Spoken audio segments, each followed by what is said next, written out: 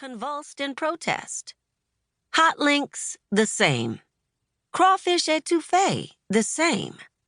In cases where she had to pause a therapy session to dash to the restroom, she blamed irritable bowel syndrome, sometimes diverticulitis. Pain was often how her body spoke to her. A cramp or an abrupt pang forewarned of troubles to come. But in most cases, an upset stomach simply meant that she'd overindulged. Her body wasn't as forgiving as it once was. Yet today, she'd ordered one of everything greasy and fried at the most authentic New Orleans restaurant in Long Beach. Her daughter Nickie had been born 17 years ago, and an overdone meal was required. Victoria had kept careful track of the years, but the number still stunned her when the woman at the bakery asked how many candles she wanted. "I'm sorry, 17 or 7? The woman's brow lifted as she eyed the half-sheet cake, decorated with a miniature black Barbie figurine. She had ordered it without thinking. It seemed Nickie had been 7 just days ago. But luckily, her daughter was not hard to please. It took Victoria 4 trips to bring the cake and all the food into the house.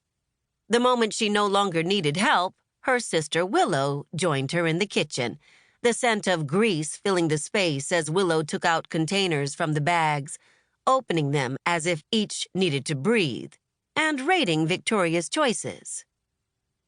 B+ for the sweet potatoes, C- for fried okra. "You getting at Augusta's turtle soup?" Victoria pointed to a cardboard cylinder with the letter T written on the lid.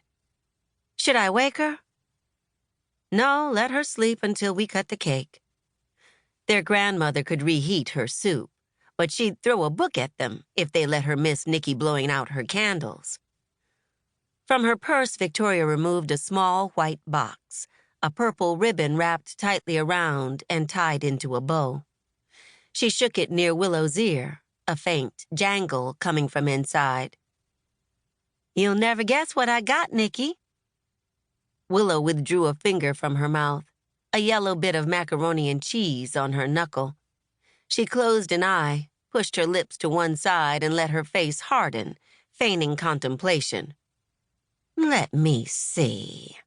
Oh!" She snapped her fingers. "A necklace with a painted gold talisman for Aida Wado."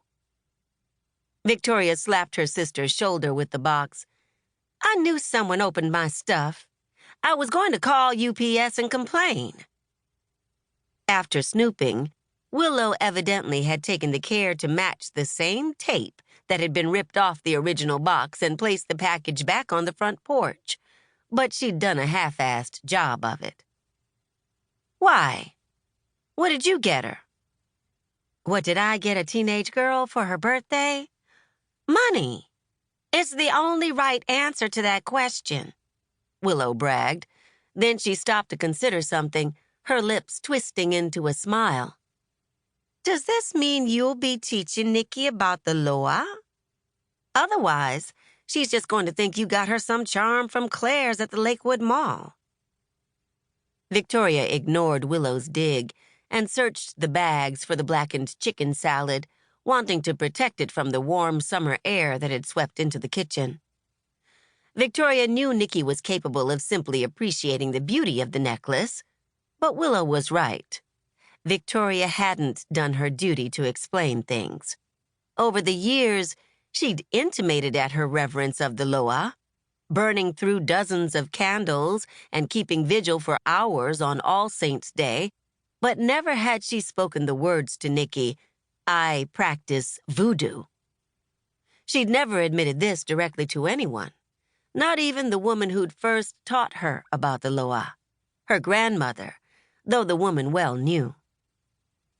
But she could take some baby steps with Nickie tonight. Before she could give Willow a good shove, Nickie came into the kitchen, a breeze to her walk. She noticed her daughter's lips, shiny with a hint of plum, and her eyelids dusted with a shimmery shadow. How sweet that Nickie wanted to look nice for her birthday dinner, even one spent in the company